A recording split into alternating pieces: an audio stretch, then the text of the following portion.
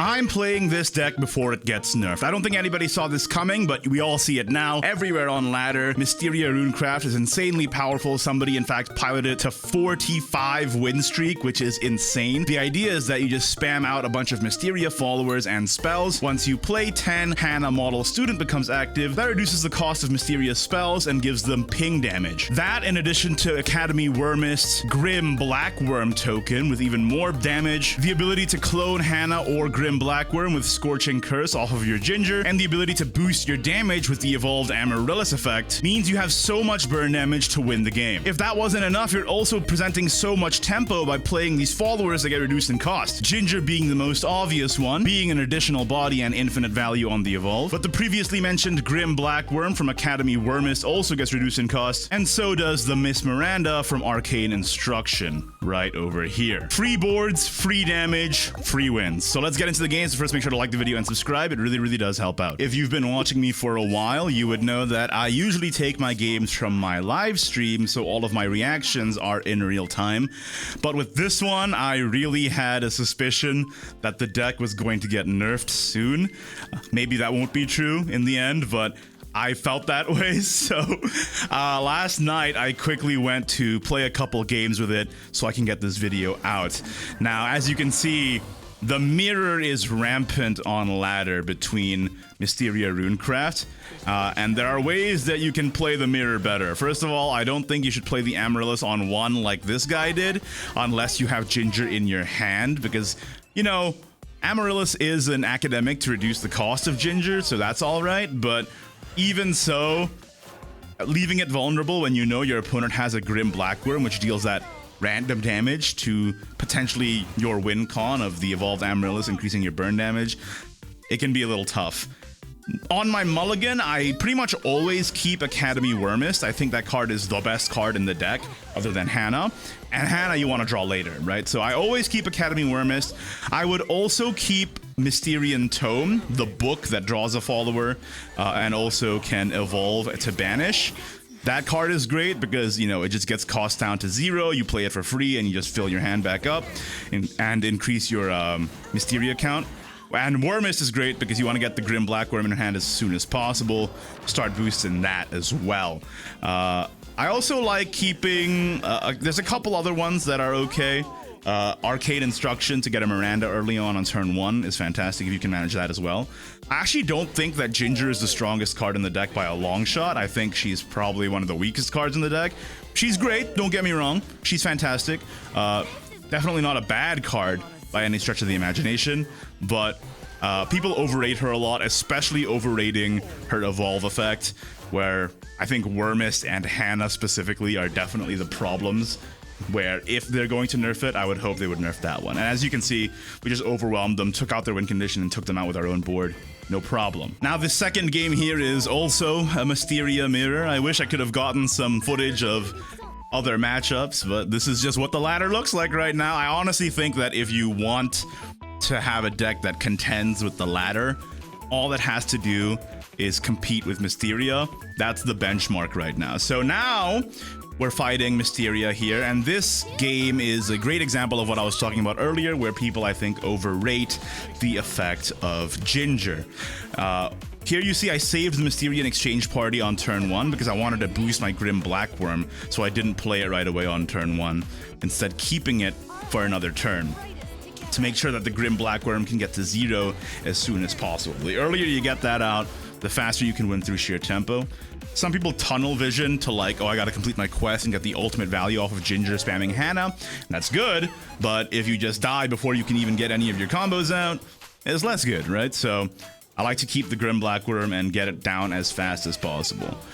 Here, the Bell Witch is quite nice to play on early turns. Because it's a 3 cost, it's a little clunky to play later in the game. So getting it down early is usually better. It does generate 2 additional Mysteria spells in your hand, which is great for boosting your Blackworm, and as well as the Spell's Hand and Crushing Rain. So the spell boost mix in this deck is really good because there's a lot of spells that are cheap, as well as just complementing the free spells you got off of Ginger. Speaking of which, Ginger here played on turn 4 by the opponent. Incredibly fast Ginger, getting the Scorching Curse every turn now, and they end up cloning their Veil here. But That's totally fine, because we have Mr. Bertrand to spell boost, and we get our Grim Blackworm down ASAP. It doesn't hit the Ginger, unfortunately. That's okay, though. It does have Rush, so it doesn't really matter. And I believe I just evolve and go face here. Like I was talking about the tempo underrated in the mirror, I think. They are playing a bit of a strange list that still runs dual barrier. I feel like the list has been more optimized today compared to what it was last night, where people were still trying out interesting different techs. For example, even my list that I'm running here runs Anne, and I don't think that people are really running that anymore for the most part. So, you know, it's still in flux. The meta is still early, so everyone's just changing cards out here and there. Going for a second Nick here, and our hand looks bad, but one thing you have to remember with Mysteria is that if you get a Hannah, everything can change. If you get a Hannah, what was once an unwinnable game can become insanely winnable. Also, I'm at 20 defense and they're at 9 defense, so that makes me feel a little safer. Anyways, there is still that. This guy played the Wormist and ended up discarding the Blackworm. Keep that in mind, all right? Your hand size is important here.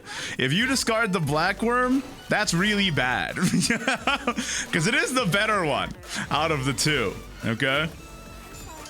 In my opinion, anyway. Some people may disagree. Some people just want to draw through the deck and get Hannah as fast as possible. That's fine too.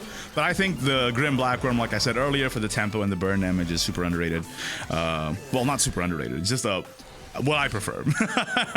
I think it's appropriately rated. People do like it. I'm not gonna pretend like people don't like him. You know what I'm talking about.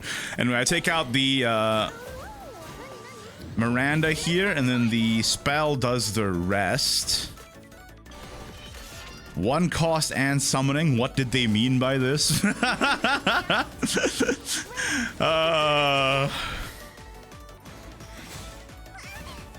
And they also play the White Worm.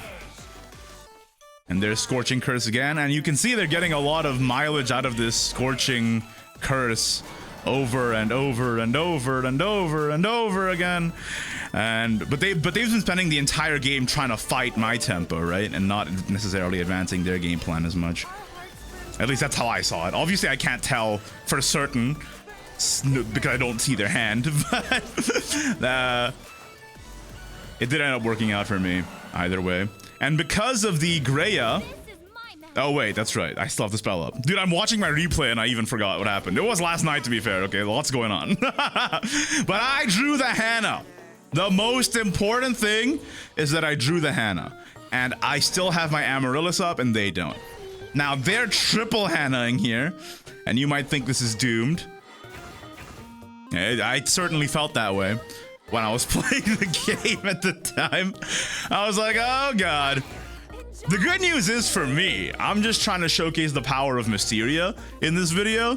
So if I lost here, I would have still been fine. I would have been like, okay, whatever. That's still good enough for the video because it's showing the power of the deck. Thankfully, they didn't have it. And look, despite having the Scorching Curse Evolve effect early that entire time, mind you, just having the Ginger main body is enough for one Scorching Curse. All you really need is one, okay? You get another Hannah out here. Very nice. Play the Arcane Instruction, get a Miranda that I can start boosting if I need it. Oh, here we go. That's damage. That's damage on damage on damage.